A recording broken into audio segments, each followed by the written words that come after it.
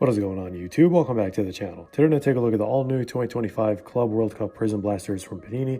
These dropped at Target for 30 bucks, and you'll probably see these on retail shelves everywhere soon. And as always, we're here to show you guys what this product's all about. So let's get right into it. If you enjoy this kind of content and want to see more, consider dropping a like down below and subscribe if you haven't already. It really helps out the channel and really helps us grow and helps with the YouTube algorithm and all that awesome stuff. And when you click on eBay search links on this page and make a purchase, it can result in us earning a commission, which also supports us in the long run as part of the eBay Partner Network. So 6x4 format, 24 cards total. We should be getting one numbered Pulsar per box, plus another 4 unnumbered. And here's the front, here's the top, here's this side, and here is the bottom, and here's the back. And actually, might as well show you this right now. It's kind of what you can expect. Super small font, actually. But let's put this in the back. Autos, of course, are not guaranteed in these, but should fall 2 per case usually, and every case has like 20 blaster boxes. And here's what the velocity autos look like. And you can also get those out of 10, gold or green out of 5 velocity. And yeah, here's a reference table up on the screen to show you guys what the parallels look like in terms of coloring and to help visualize things. But yeah, based on that, it does look like the print run for these is going to be around 9,000 cases, believe it or not, which is basically twice the print run of the retail mega boxes and 6 times the print run of the hobby megas. And in terms of case hits, we do have the red, white, and blue Mojo parallels once again, followed by our multi-case hits Pitch Crowns, Continental Pride. Then we have the tournament logo and the trophy. And after that, we have Prizmania as well, and the new Kaboom design on Chrome Sock, of course. Not sure if numbered Kabooms can be pulled from these yet, so until we see one from retail, it's all up in the air at this point. But let's get right into pack number 1 here. Okay, we can start things off. I feel like I haven't ripped a blaster in a very, very long time. But here we are, and it looks like, right off the bat, we do have maybe the highest numbered Pulsar in this entire format. Unfortunately, it is going to be Anibal Moreno. Should be out of 299. So we already used up our numbered card quota. Sometimes maybe you get like bonus numbered cards, but those are super rare. They're not really that common. And by super rare, I mean like not the rarity of the card. It's just the chance of that happening is very, very low. So we have Di Maria here, base Pulsar.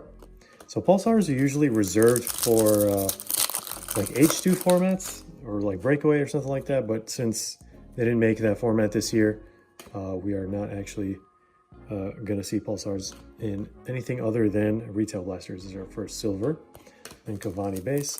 So nothing too crazy so far. The ceiling on these is going to be very, very limited actually. So it is almost half the price as the mega boxes. I don't think we've seen an unlicensed team yet. We might have, and I might have missed it, but there are some teams to keep note of that don't have any licensing attached to them, like Bayern Munich, PSG, and Inter Miami, the biggest one, like we mentioned in several previous videos, because the Messi auto chase basically is going to yield a unlicensed pink jersey for Inter Miami, because I think Topps or Fanatics has the rights to the MLS. And at this point, you would have seen all the unlicensed teams up on the screen. I kind of lost track of who you mentioned and we didn't, but in terms of chase rookies, if you want to see the full list, check out the Hobby Box review on the channel. We go into multiple tiers, tier 1, tier 2, tier 3, everything in between, and then honorable mentions as well. But just keep an eye out for Rodrigo Mora. And it looks like our 2 blasters, we're going to end up with 2 red Pulsars, 299. At least we got 2 out of the many thousands out of the way for you guys in terms of red Pulsars. But I'm hoping there's some sort of like case hit or consolation prize here for this review. But I will say this is kind of to be expected. I mean, this is should be pretty average for blaster boxes. Nothing too wild out of these. And if you do get something wild, then it is going to be like usually a case hit or something like that. So 1 in 20 boxes. There's Bojanic. And I'm going to go to 2 packs left. Running out of steam, of course. And there's Pedro Neto. I want to say our best Pulsar, our best card in these 2 boxes that we got was probably that Tyreek George Pulsar from the first box. But there's team badges, Boca Juniors, and then just base. And there's our unlicensed card. I still don't know if we actually just skipped one earlier, but this is what these look like compared to the regular licensed teams.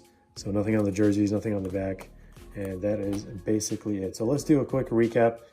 See how many pulsars we got. 1, 2, 3, 4, 5, 6, 7, 8. So 4 per box makes sense. Like I said, this is probably the best pulsar we got.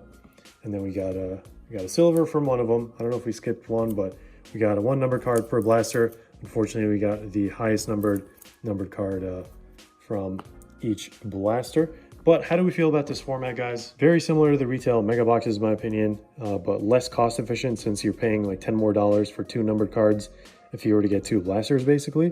And of course, very limited ceiling, like we mentioned, especially compared to the hobby boxes. So I'd personally go with the hobby boxes all day, every day, purely for 1-of-1 potential and guaranteed autos.